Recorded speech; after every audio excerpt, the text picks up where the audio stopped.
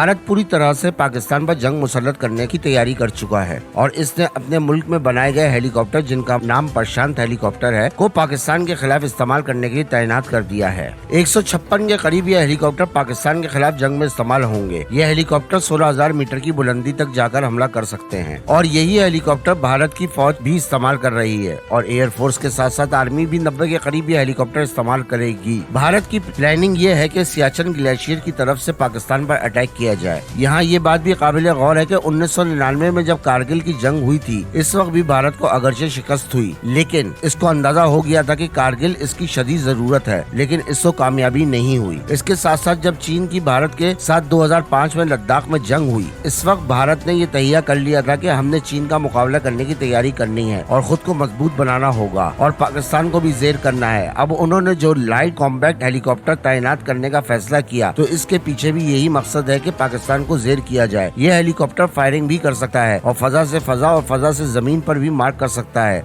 और किसी भी दफाई निजाम को तबाह कर सकता है। इससे अंदाजा होता है कि भारत क्या करने की सोच रहा है। अब भारत के जहन में जो प्लानिंग है, उसको समझने की जरूरत है। उन्होंने 156 हेलीकॉप्टर को तैनात करना है। इसकी नजर में कारगिल का इलाका, जो कि भारत को खटकता है और इस पर कब्जा करने का ख्वाब देखता है। यहाँ ये भी काबिल गौर है कि चीन के साथ भारत ने किसी तौर पर भी जंग नहीं करनी है, वो सिर्फ पाकिस्तान को नीचे दिखाना चाहता है। इसके लिए वक्त का तयन कर रहा है। इसको इल्म है कि पाकिस्तान की मईशत किस तरफ जा रही है और इसी को वो कैश कराना चाहता है। अब सवाल ये है कि जब भारत की तरफ से इस किस्म की प्लानिंग की जाएगी तो कामयाबी तो होगी। भारत की ताकत पाकिस्तान से कहीं ज्यादा हो चुकी है। कनाडा में सिख मारा गया था तो भारत के अंदर से ही ये आवाजें आना शुरू हो गई थी कि कनाडा से बदला लिया जाए और इसको एटमी आबदोश के जरिए सबक सिखाया जाए। इसका सीधा मतलब ये है कि भारत इस पोजीशन में आ चुका है कि कनाडा को सबक सिखाए, इसके साथ स्ट्राइक भी की जाए। यहाँ सवाल ये भी पैदा होता है कि भारत कैसे इतनी दूर से इस पर हमला कर सकता है, तो इसका जवाब ये है कि अमल से ज्यादा डराना। भारत इस किस्म के बयान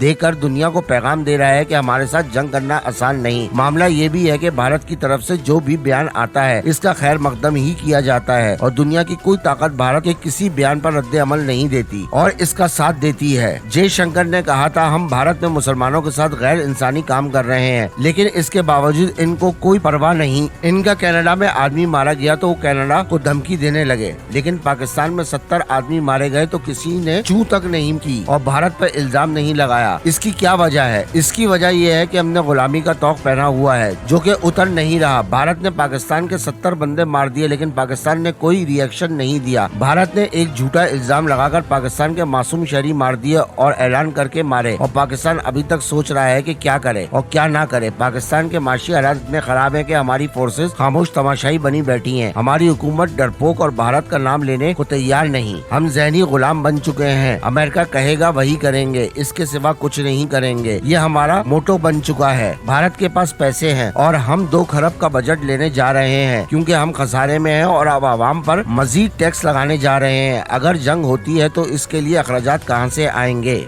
भारत इस वक्त कारगिल पर भी और पंजाब की सरहदों पर भी बंकर बनाकर बैठा है और हेलीकॉप्टरों की लाइन लगा चुका है और वो कोई शो पीस के तौर पर नहीं ला रहा, पाकिस्तान के ऊपर अटैक करने के लिए ला रहा है। हमें क्या करना है हमें कुछ पता नहीं है। इसको ये भी पता है कि अमेरिका इसका क्या कर लेगा। अब न यूरोप बोलता है और न अमेरिका बोलता है। इसका कोई भी बयान नजरअंदाज नहीं किया जाता, इसलिए अगर पाकिस्तान पर हमला कर दिया तो कोई पाकिस्तान का साथ नहीं देगा। इसको पता है कि हमने जो क्रिकेट के साथ किया है, इस पर भी पाकिस्तान नहीं बोलेगा और वो हम पर हावी हो चुका है। इस वक्त ना गेम में पाकिस्तान इसका मुकाबला कर सका, ना किसी और फील्ड में मुकाबला कर सक रहा है। भारत ने कहा था कि पाकिस्तान को भीख मांगने पर मजबूर कर देंगे। इसका IMF पे भी होल्ड है और इसकी वहाँ भी चलती है। इसकी बात मानी जाती है और हमें कोई मुंह नहीं लगाता, तो किस तरह हम इसका मुकाबला कर सकेंगे? जंग कोई बच्चों का खेल नहीं है और भारत इसके लिए मुकम्मल तैयारी कर चुका है और हमें अभी भी होश नहीं आया, तो कब आएगा? इसने दिफाई निजाम इंस्टॉल कर दिए हैं। इसने हेलीकॉप्टर, जहाजों, राफेल तैयारे तैनात कर दिए हैं। अगर ये पाकिस्तान पर चढ़ाई कर देता है तो पाकिस्तान क्या करेगा? 156 हेलीकॉप्टर से पाकिस्तान पर अटैक करता है तो पाकिस्तान किस किस को रोकेगा? क्या हम 156 को रोक सकेंगे? और अगर इनकी मदद के लिए राफेल भी मैदान में उतार देता है तो हमारे पास क्या है जो इसका मुकाबला करेगा? पाकिस्तान की हुकूमत क्या सोच रही है अपनी जगह पर सीरियस सवाल है, लेकिन एहसास का फुकदान हो तो इस तरह ही होता है। पाकिस्तान को अब तक भारत इसकी फौजी चोट हुटियों पर अटैक करके बदला लेने की जरूरत थी। इसने 3 का बदला 70 मार कर लिया, तो हम 70 का बदला क्यों नहीं ले रहे हैं? इस पर सोचने की और फिक्र करने की जरूरत है, वरना भारत जैसा कि इसने कहा कि हम पाकिस्तान को खून में नहला देंगे, पाकिस्तान के लिए मुश्किलात पैदा करने का बाइस बन जाएगा। इसलिए फौरी तौर पर अगर इसको जवाब ना दिया गया तो पाकिस्तान को हकीकत में खून में नहला सकता है, और अगर हमने इसको ना रोका तो फिर कभी नहीं रोक सकेंगे।